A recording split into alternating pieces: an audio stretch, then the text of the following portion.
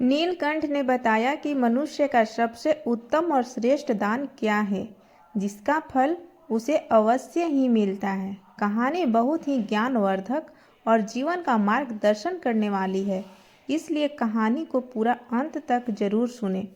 नमस्कार प्यारे दोस्तों, आज की प्यारी सी कहानी हम शुरू करते हैं। एक वट वृक्ष पर एक नीलकंठ अपनी पत्नी के साथ रहता था। एक दिन की बात है, नीलकंठ और उसकी पत्नी भोजन कर रहे थे। तभी नीलकंठ की पत्नी की नज़र एक बुजुर्ग किसान पर पड़ती है, जो एक पेड़ के नीचे बैठकर भोजन करने जा रहा था। तभी वहाँ एक भूखा भिखारी आता है और उस बूढ़े किसान से भीख मांगने लगता है। उस बुजुर्ग किसान ने खुद भोजन ना करके अपना खाना उस भूखे भिखारी को दे दिया।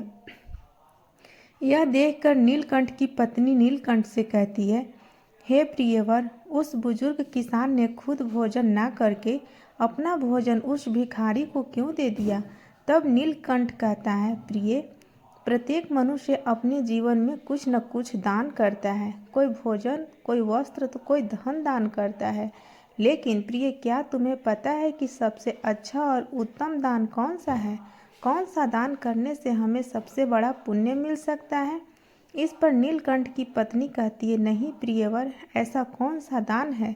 तब नीलकंठ कहता है, प्रिय, यह बात मैं तुम्हें एक कहानी के माध्यम से बताता हूँ, जो न केवल प्रेरणादायक है, बल्कि जो भी कहानी को ध्यानपूर्वक अंत तक सुनता है, उसे इस कहानी से यह भी पता चलेगा कि सच्चा और अच्छा दान क्या होता है और इसका महत्व कितना बड़ा है। आगे नीलकंठ कहानी शुरू करता है और कहता है, प्रिय, प्राचीन समय की बात है। चंद्रपुर नामक किसी गांव में कैलाश नाम का एक युवक रहता था, जो लकड़ी काटकर अपना जीवन यापन करता था। वह अपनी पत्नी के साथ साधारण जीवन जी रहा था। जलाऊ लकड़ी से होने वाली आमदनी पर्याप्त नहीं हो पाती थी, जिससे हमेशा उसके परिवार में भोजन और कपड़ों की कमी बनी रहती थी। एक दिन परेशान होकर गुस्से में कैलाश की पत्नी उससे कहती है, कितने दिनों तक यह सिलसिला चलता रहेगा? ना कोई त्योहार होता है, ना कोई खुशी। क्यों इस लकड़ी काटने के काम को छोड़कर तुम नगर जाकर कोई और काम ढूंढ लो? कब तक हम यूं ही कठिनाइयों और गरीबी में जीवन बिताएंगे? कैलाश ने बड़े प्यार से उत्तर दिया, भाग्यवान, मैं हमेशा तुम्हारी बात मानता हूँ, लेकिन मैंने पहले भी कहा है कि मैं यह गांव नहीं छोड़ सकता। शहर में यहाँ के जैसी शांति नहीं मिलेगी, और हाँ, मैं नहीं चाहता कि यह विषय हमारे बीच दोबारा आए। उसकी पत्नी ने कहा, ठीक है, जैसा तुम्हें सही लगे। खाना तैयार है, खाकर लकड़ी काटने चले जाओ। दोस्तों, भोजन करने के बाद कैलाश लकड़ी काटने के लिए जंगल की ओर निकल पड़ा। चलते चलते वह काफ़ी दूर पहुंच गया। वह सोचने लगा, आज तो बहुत दूर आ गया हूँ। मुझे एक बड़ा पेड़ चाहिए जिससे अच्छा आमदनी हो जाए, लेकिन ऐसा कोई बड़ा वृक्ष नज़र नहीं आ रहा। वहाँ एक पेड़ है, पर छोटा है। चलो आज के लिए इसी से काम चलाता हूँ। कैलाश ने वह पेड़ काटा और सिर पर जलाऊ लकड़ी का गट्टर रखकर नगर की ओर बेचने के लिए निकल पड़ा। लेकिन नगर पहुंचने पर उसने देखा कि लकड़ी खरीदने वाला कोई नहीं था। वह सोचने लगा, क्या मुझे यह सारी लकड़ियाँ वापस घर ले जानी पड़ेगी? तभी रास्ते में एक पंडित ने उसे आवाज़ लगाई, सुनो लकड़ी बेचने वाले, इधर आओ। यह लकड़ियाँ कितने की है? कैलाश ने कहा, पंडित जी, आपको सारी लकड़ियाँ चाहिए या आधी? अगर सारी चाहिए तो कम दाम में दे दूँगा। पंडित जी ने कहा, मुझे सारी लकड़ियाँ चाहिए, लेकिन तुम्हारे बताए गए दाम पर नहीं। मैं सिर्फ अपने दाम पर ले सकता हूँ। कैलाश ने थकान भरे स्वर में कहा, अरे तो फिर यह लकड़ियाँ बहुत सस्ती हो जाएंगी, लेकिन चलिए दे दीजिए, वैसे भी मैं थक चुका हूँ।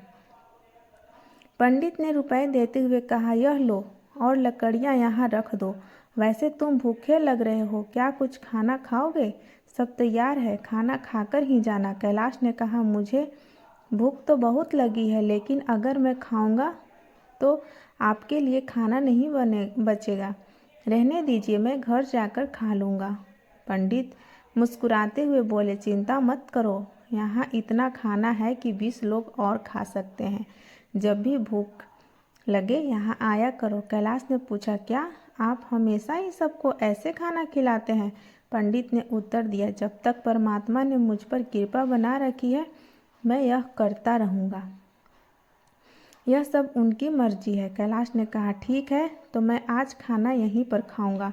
उस दिन कैलाश ने उस पंडित के घर पर भर पेट भोजन किया और धन्यवाद देते हुए बोला, पंडित जी, आप बहुत ही दयालु और नेक दिल इंसान हैं। ऐसा अच्छा काम करने में मैं आपकी मदद करना चाहता हूँ। अब से मैं लकड़ियाँ कम पैसों में ही दिया करूँगा। पंडित ने कहा, बेटा सकुशल घर जाना। कैलाश ने काटी हुई सारी लकड़ियाँ पंडित को कम पैसों में दे दी और घर की ओर निकल गया। घर पहुँचते ही उसकी पत्नी ने पूछा, इतनी देर क्यों हो गई? क्या आज लकड़ियों का अच्छा सौदा मिल गया? लाओ पैसे। कैलाश ने उत्तर दिया, देखो सौदा अच्छा तो नहीं था, आज केवल कम पैसे ही मिले हैं, यह लो। उसकी पत्नी ने आश्चर्य से पूछा, क्या सच में तुम मुझे केवल ये थोड़े पैसे ही दे रहे हो? मैंने सोचा था कि आज शायद 2 गुना कमा कर लाओगे, लेकिन तुमने तो आधे ही दिए हैं। इतनी देर तक तुम कहाँ थे, क्या कर रहे थे? तब कैलाश ने कहा, मैं लकड़ियाँ बेचने गया था, लेकिन खरीदने वाला कोई नहीं मिला। फिर पास के नगर में एक धर्मपाल पंडित नामक एक विद्वान के घर चला गया। उनके यहाँ जो भी जाता है वे उसे प्यार से भोजन कराते हैं। ऐसे लोगों के लिए हमें कुछ करना चाहिए। उसकी पत्नी ने पूछा, हमेशा खाना खिलाते हैं? फिर तो ये बहुत अमीर होंगे, नहीं तो इतने लोगों को खाना कैसे खिलाते हैं? और तुमने उनकी मदद कैसे की? कैलाश ने कहा कि वे उतने अमीर नहीं हैं जितना तुम सोच रही हो। वे एक अच्छी भावना रखते हैं और उस नगर के मंदिर के पुजारी हैं। वे अपनी मेहनत की कमाई से ही सबको खिलाते हैं। मैंने उनकी मदद के लिए कहा कि मैं उनके लिए हमेशा लकड़ियाँ कम पैसों में ही काट कर दे दिया करूँगा। उसकी पत्नी ने कहा, क्या इतना काफ़ी है? अगर तुम 2 गट्टर लकड़ी नहीं काट सकते तो हर दिन इतने कम पैसों में घर कैसे चलेगा? मुझे बताओ। कैलाश ने उत्तर दिया, मैं अपनी हर कोशिश करूँगा और जो भगवान की इच्छा होगी वही होगा। आज मैंने उनके घर खाना खाया है, एक दिन तुम्हें भी वहाँ ले चलूँगा। इसके बाद कैलाश ने हर दिन जलाऊ लकड़ी काटी और अपने वादे के मुताबिक पंडित को सिर्फ कम पैसों में ही बेचा। एक दिन पंडित भोजन करने बैठे ही थे कि बाहर से आवाज़ आई, पंडित महाराज लकड़ी लेकर आया हूँ, यहाँ आकर लकड़ियाँ ले लीजिए ताकि मैं जा सकूँ। पंडित ने बाहर आकर कहा, कैलाश मैं तुम्हें पैसे नहीं दे सकता, तुम अपनी लकड़ियाँ वापस ले जाओ। कैलाश ने कहा, पैसे कल दे देना, लेकिन लकड़ियाँ यहीं छोड़ूंगा। मुझे बहुत भूख लगी है, क्या आप मुझे भोजन दे सकते हैं? वैसे भी आप सबको खिलाते हैं। पंडित ने मुस्कुराते हुए कहा, क्यों नहीं कैलाश, पहले अपने हाथ पैर धो लो, तब तक मैं भोजन की व्यवस्था करता हूँ। पंडित ने घर के अंदर जाकर अपनी पत्नी से यह बात कही कि उसकी पत्नी बोली, आपने ऐसा वादा क्यों किया? हमारे घर में खाने के लिए कुछ भी नहीं बचा है, सिवाय उस भोजन के जो मैंने अभी आपको परोसा है। पंडित जी की पत्नी बोली, इस समय हम कैलाश को कैसे खिलाएंगे? सारा खाना खत्म हो चुका है, क्या आपको यह नहीं पता? पंडित बोले, अरे इसमें कौन सी बड़ी बात हो गई, तुमने जो खाना परोसा है वह कैलाश के लिए पर्याप्त है। मैं सोच रहा हूँ कि आज उपवास कर लूँ। पंडित की पत्नी बोली, मुझे बताओ तुम ऐसा कब तक करोगे जब हमारे पास खुद के लिए भी पर्याप्त नहीं है, तो दूसरों के लिए इतना सब क्यों करते हो? यह सब कहाँ से आएगा? पंडित बोले, ईश्वर सब कुछ देते हैं, पहले कैलाश को भोजन परोस दो। मित्रों, पंडित ऐसे ही लोगों को भोजन कराते थे, भले ही उनके पास स्वयं के लिए कुछ हो या ना हो। एक दिन कैलाश लकड़ी काटने जंगल गया। उसने सोचा, जंगल के किनारे के सारे सूखे पेड़ तो मैं पहले ही काट चुका हूँ, अब जो बच्चे हैं वे सब हरे पेड़ हैं। जंगल के अंदर जाना थोड़ा मुश्किल लग रहा है, मैं इससे पहले कभी इतना अंदर नहीं गया। यहाँ जंगली जानवर भी हो सकते हैं। अगर मुझे कुछ हो गया तो क्या होगा? यह सोचकर वह जंगल के भीतर डरते डरते चला गया। वह काफ़ी दूर निकल गया लेकिन कोई उपयुक्त पेड़ नहीं मिला। अचानक उसे एक बड़ा पेड़ दिखा। उसने सोचा, यह शाखा तो काफ़ी मजबूत है, इसे काटूं तो 3 गट्टर लकड़ी बन जाएंगे। पहले ही बहुत देर हो चुकी है। यह सोचकर कैलाश उस पेड़ पर चढ़ गया। वह उसी शाखा पर बैठ गया और उसी को काटने लगा। शाखा बहुत बड़ी थी, इसलिए कटने के बाद वह बगल के पेड़ और एक छोटे टीले के पास गिर गई। तभी अचानक वहाँ एक साधु प्रकट हुए और बोले, मेरी तपस्या किसने भंग की? लगता है यह तुम ही थे। साधु क्रोध से भर गए और बोले, मैं तुम्हें श्राप देता हूँ कि तुम कुत्ते बन जाओगे। कैलाश घबरा गया और बोला, महाराज मुझे माफ़ कर दीजिए, मुझे नहीं पता था कि आप यहाँ तपस्या कर रहे हैं। साधु बोले, मैं यहाँ वर्षों से तपस्या कर रहा हूँ, तुमने मेरी तपस्या तोड़ी है, इसलिए तुम इस पाप के भागीदार हो।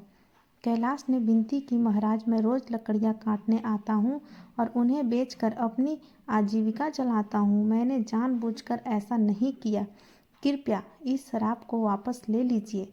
यह सुनकर साधु का गुस्सा थोड़ा शांत हुआ। तब वे कैलाश से बोले, मैंने जो श्राप तुम्हें दिया है इसे वापस लेना संभव नहीं है, लेकिन एक उपाय है जिससे तुम इस श्राप से मुक्त हो सकते हो।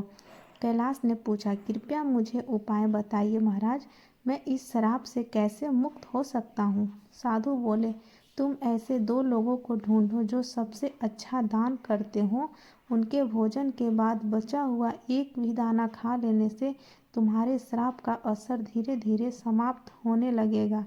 जब तुम पूरी तरह सफ़ेद हो जाओगे तब इस श्राप से मुक्त हो जाओगे। कैलाश ने रोते हुए कहा, महाराज मैं अपनी पत्नी का सहारा हूँ, लकड़ियाँ बेचकर जो पैसे लाता हूँ उससे हमारा गुजारा होता है। अब मैं कुत्ता बन गया हूँ तो मेरा अब क्या होगा? साधु बोले, चिंता मत करो, ईश्वर मदद करेंगे। जब तुम्हारा श्राप टूटेगा तब तुम्हारा जीवन सुखी हो जाएगा, धन धान्य से भरा होगा और तुम्हें हर कष्ट से मुक्ति मिलेगी। यह कहते हुए साधु वहाँ से चले गए। कैलाश साधु के श्राप के कारण कुत्ते में बदल जाता है। इसके बाद कैलाश श्राप से छुटकारा पाने के लिए यात्रा पर निकल पड़ता है। वह सोचने लगता है, जैसा साधु ने कहा, मुझे सबसे अच्छा दान देने वाले कहाँ मिलेंगे? मेरी समझ में कुछ नहीं आ रहा। हाँ पंडित जी, वह बड़े ही उदार और नेक दिल के व्यक्ति हैं। अब मैं सबसे पहले उन्हीं के पास जाता हूँ।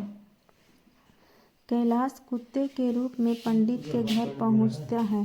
पंडित अपनी पत्नी से कहते हैं, चलो अच्छा हुआ आज मैं बिना किसी बाधा के सभी मेहमानों को भोजन खिला पाया। सच में भगवान की कृपा है। पंडित के भोजन कर लेने के बाद उनकी पत्नी ने बचे हुए भोजन को बाहर फेंक दिया। कैलाश कुत्ते के रूप में वहां पहुंचा और पंडित के बचे हुए भोजन को खा लिया। खाना खाते ही उसका आधा शरीर सफ़ेद हो गया। कैलाश खुशी से कहता है, मुझे पता था कि पंडित जी बहुत ही दयालु व्यक्ति हैं। मुझे आधे से मुक्ति मिल गई, लेकिन पूरी तरह मुक्त होने के लिए मुझे किसी और को ढूंढना होगा। यह सोचते हुए कैलाश आगे बढ़ता है। वह कहता है, अगर मैं इस श्राप से मुक्त हो गया तो मैं सुख समृद्धि और शांति के साथ जीवन जीऊँगा। इतना कहकर कैलाश दूसरे व्यक्ति की तलाश में निकल पड़ता है। एक दिन वह मोहन नाम के एक युवक को हल जोतते हुए देखता है। कैलाश कुत्ते के रूप में उसके घर के सामने बैठ जाता है। तभी राम नाम का एक व्यक्ति वहां से गाय लेकर जाता है। वह कहता है, मोहन बहुत ही नेक इंसान है, वह सिर्फ मुझे ही नहीं कई और लोगों को भी गाय दान कर रहा है। ऐसे व्यक्ति को आशीर्वाद मिलना चाहिए। कैलाश यह सुनकर सोचता है, वाह, आज मुझे श्राप से मुक्ति मिल जाएगी। मोहन भी पंडित जी के जैसे ही दयालु होंगे। अब देखता हूँ वह कब भोजन करते हैं। कैलाश वहाँ बहुत देर तक इंतजार करता है। मोहन ने जब भोजन किया और पत्तल को बाहर फेंक दिया तो कैलाश तुरंत उस पत्तल पर बचा हुआ खाना खा लेता है। लेकिन यह देखकर वह हैरान रह जाता है। वह कहता है, अब मेरे शरीर का रंग नहीं बदला, मोहन ने तो गाय का दान भी किया था। फिर भी यह क्यों नहीं हुआ, मुझे कुछ समझ नहीं आ रहा। थोड़ी देर बाद कैलाश वापस पंडित जी के घर बाहर आकर बैठ गया। वहाँ उसने दो युवकों को बातचीत करते हुए सुना। पहला युवक बोला, अरे भाई, आज मोहन ने फिर गाय का दान किया। दूसरा युवक बोला, हाँ, वह चाहे कितना भी बड़ा दानी दिखे, लेकिन हमेशा नगर के बाहर वालों को ही बुलाकर दान करता है। सच जानोगे तो हैरान रह जाओगे, उसकी सारी गाय 2 महीने से ज़्यादा दूध नहीं देती। पहला युवक चौंक कर बोला, क्या? अगर वह ऐसा करता है तो उसे अवश्य ही पाप लगेगा। हमारे राजा की तरह कोई और नहीं कर सकता। वह एक महान दानी है।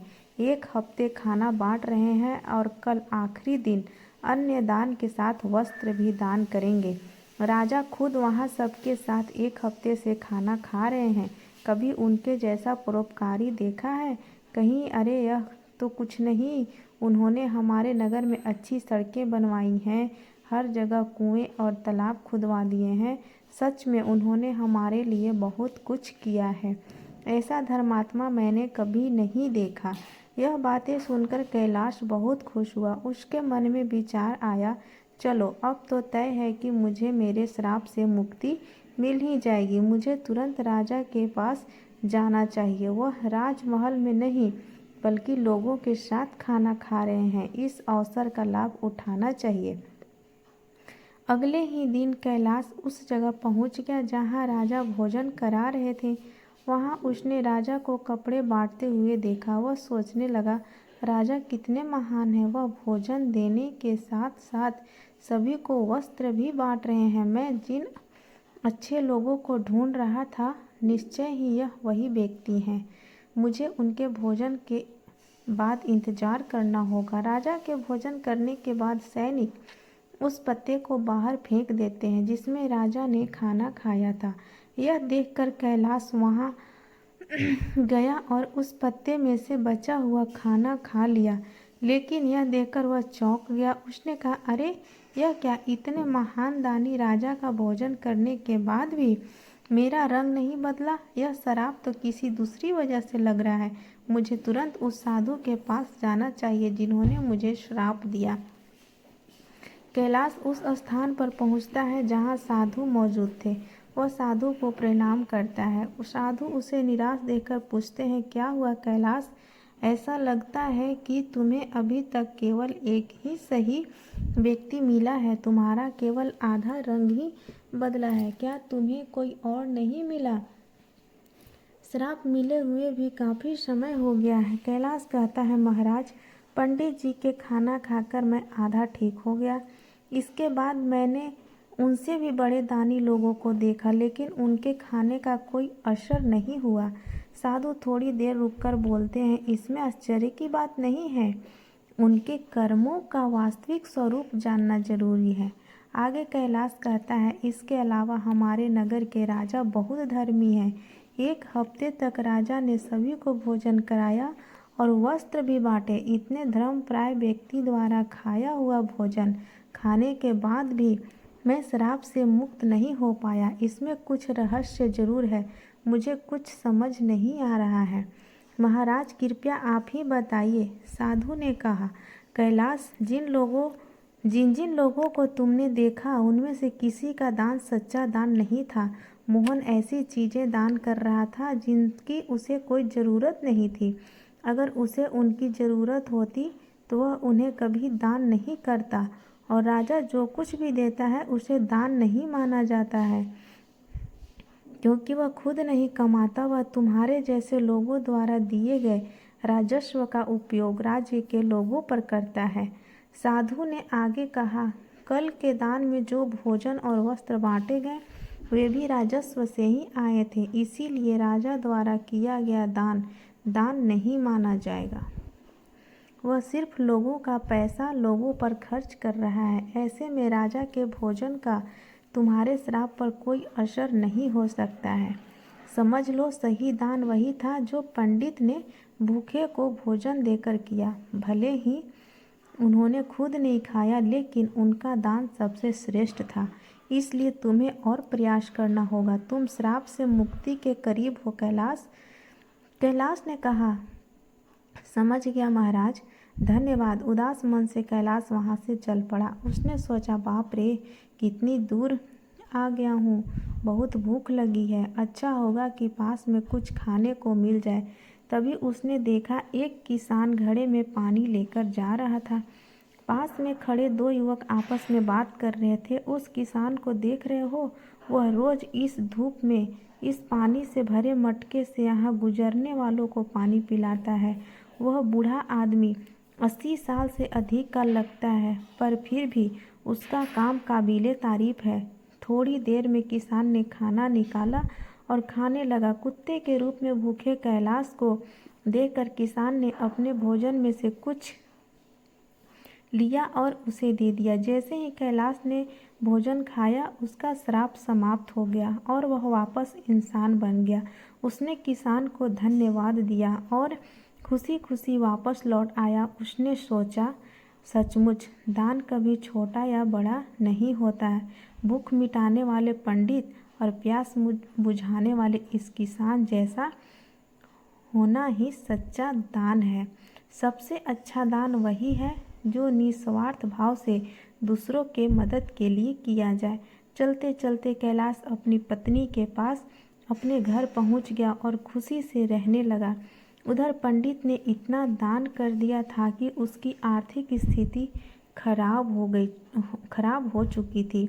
जब उसकी पत्नी ने उससे कहा, पास के नगर में एक राजा रहते हैं जो पुण्य को खरीद लेते हैं, आप उनके पास जाकर अपना कुछ पुण्य बेचकर पैसे ले आइए ताकि हमारा काम चल सके। पंडित ने पहले तो मना कर दिया, लेकिन पत्नी के बार बार कहने पर वह जाने को तैयार हो गया। उसकी पत्नी ने उसके खाने के लिए 4 रोटियां बनाकर दी।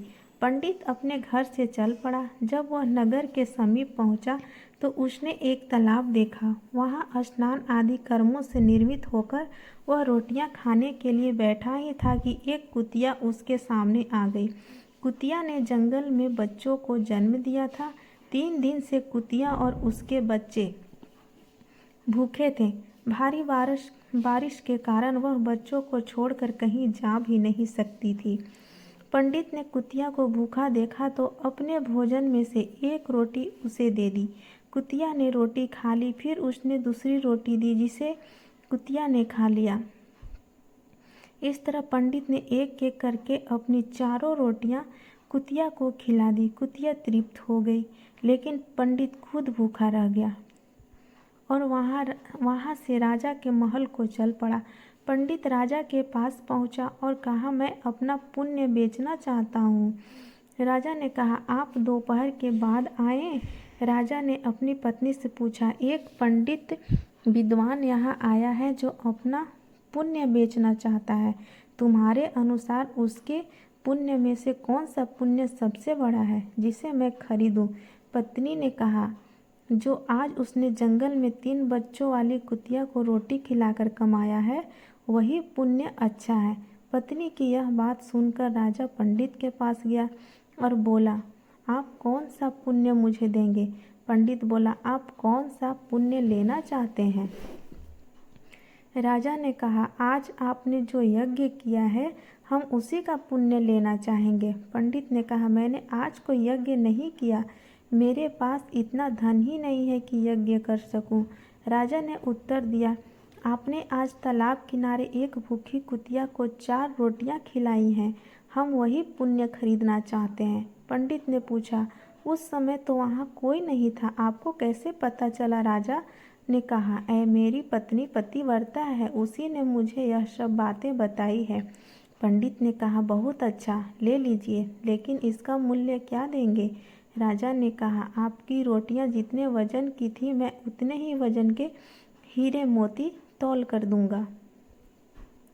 पंडित ने सहमति दे दी। राजा ने अंदाज से उतने ही वजन की 4 रोटियां बनवाई। राजा ने रोटियों के वजन की बराबरी के लिए तराजू में हीरे और मोती रखवा दिए, लेकिन जितने भी रत्न रखे गए, रोटी वाला पलड़ा ऊपर नहीं उठा। राजा ने कहा, और रत्न ले आओ। जब पंडित ने अपने पुण्य का ऐसा प्रभाव देखा तो उसकी आंखें खुली कि खुली रह गई। उसने कहा, राजा जी मैं अभी यह पुण्य नहीं बेचूंगा। राजा बोला, जैसी आपकी इच्छा। पंडित वहाँ से चला गया और अपने घर की ओर लौटने लगा। लौटते समय वह उसी तालाब के पास पहुँचा जहाँ उसने कुतिया को रोटी खिलाई थी। वहाँ पहुँचकर वह एक पेड़ के नीचे बैठ गया और सोचने लगा। तभी वहाँ एक संत आए। जब उन्होंने पंडित को चिंतित देखा तो कहने लगे, क्या बात है पुत्र, बहुत चिंतित लग रहे हो। पंडित ने महात्मा को प्रणाम किया और सारी बात बताई। इस पर महात्मा बोले, पुत्र तुमने उचित किया। पुण्य का सौदा नहीं किया जाता, वह तो स्वयं फलदायी होता है। जो मनुष्य जैसा कर्म करेगा, समय आने पर उसका वैसा ही फल उसे मिलेगा। महात्मा की बात सुनकर पंडित को शांति मिली और वह महात्मा से विदा लेकर अपने घर को जाने लगा। तभी महात्मा ने पंडित को एक पोटली देते हुए कहा, पुत्र इसे लेते जाओ, इसमें कुछ मेवे हैं। रात्रि के भोजन के उपरांत इनका सेवन करना तुम्हारा कल्याण होगा। पंडित ने पोटली ली और महात्मा को धन्यवाद देकर अपने घर लौट आया। घर पहुंचकर पंडित ने भोजन किया और टहलने के लिए घर के बाहर चला गया। जब पंडित की पत्नी की नज़र मेज पर रखी पोटली पर पड़ी तो उसके मन में पोटली खोलने की उत्सुकता होने लगी। उसने मेज से पोटली उठाई और उसे खोलकर देखने लगी। जब उसने पोटली खोली तो उसके आश्चर्य का ठिकाना नहीं था। पोटली में हीरे, पन्ने और मणिक चमक रहे थे। वह बेहद प्रसन्न हुई। थोड़ी देर बाद जब पंडित वापस आया तो उसकी पत्नी ने पूछा, इतने सारे हीरे पन्ने कहाँ से ले आए हैं? पंडित ने कहा, क्यों मजाक कर रही हो? सूखे मेवे तुम्हें हीरे मोती लग रहे हैं? पत्नी बोली, मजाक नहीं कर रही, मैंने खुद पोटली खोल कर देखी है। उसमें तो ढेर के ढेर बेशकीमती हीरे पन्ने भरे पड़े हैं। पंडित बोला, मुझे लाकर दिखाओ। पत्नी ने पोटली को उसके सामने लाकर रख दिया। पंडित ने उन्हें देखकर चकित रह गया। वह समझ गया कि यह सब उसी के पुण्य का प्रभाव है जो उसने कुतिया को रोटियां खिलाने से प्राप्त किया था, और वह महात्मा कोई और नहीं, साक्षात परमात्मा थे। फिर उसने अपनी यात्रा का सारा वृत्तांत अपनी पत्नी को सुनाया। उसने बताया कि किस प्रकार राजसी और तामसी दान का फल सीमित होता है। एक भूखी कुतिया और उसके बच्चों को रोटियां देने के कारण यह चमत्कार हुआ। यह सब भगवान की कृपा और दया का ही परिणाम है। आगे पंडित ने अपनी पत्नी से कहा, यह भगवान का संदेश है कि ज़रूरतमंद की मदद करना सबसे बड़ा पुण्य है। जो व्यक्ति दुखियों और अभावग्रस्त लोगों की सहायता करता है, उसे ईश्वर अनंत गुना फल प्रदान करते हैं। दोस्तों, आज के समय समाज में कई लोग दान सिर्फ अपने मान सम्मान और प्रतिष्ठा के लिए करते हैं। दिखावे के दान से ना तो कोई सच्चा पुण्य मिलता है और ना ही इसका कोई दीर्घकालिक प्रभाव होता है। दिखावे का दान कभी कभी व्यक्ति को अहंकार की ओर ले जाता है। दान हमेशा निस्वार्थ भाव से होना चाहिए। जैसे इस कहानी में पंडित ने अपनी भूख की परवाह किए बिना कुतिया और उसके बच्चों को 4 रोटियां दी। उसने सोचा भी नहीं था कि उसका यह छोटा सा त्याग इतना बड़ा फल देगा। मित्रों, इसी तरह यह कथा हमें यह भी बताती है कि ज़रूरतमंद की सहायता करने का असली अवसर वही होता है जब वह वास्तव में संकट में हो। आपदा के समय दिया गया थोड़ा सा सहयोग भी अनमोल हो सकता है। यह न केवल ज़रूरतमंद व्यक्ति के जीवन को बदलता है, बल्कि देने वाले के जीवन में भी सकारात्मक परिवर्तन लाता है। जब कोई व्यक्ति त्याग की भावना से प्रेरित होकर दान करता है तो उसके अंदर से माया के मोह का अंत हो जाता है। यह त्याग मनुष्य को अहंकार से मुक्त करता है और उसे ईश्वर की समीप ले जाता है। साथियों, इस कहानी का यही संदेश है कि सच्चा पुण्य त्याग और निस्वार्थ सेवा में है। निस्वार्थ भाव से किया गया दान ही सच्चा और उत्तम दान है। हर मनुष्य को यही प्रयास करना चाहिए कि वह अपनी क्षमता के अनुसार दान पुण्य और ज़रूरतमंदों की मदद करे। ज़रूरतमंद की सेवा करना ही सच्चा धर्म है।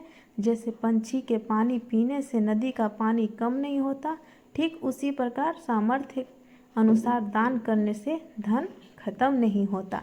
दोस्तों, कहानी अच्छी लगी हो तो वीडियो को लाइक करें एंड शेयर करें। धन्यवाद।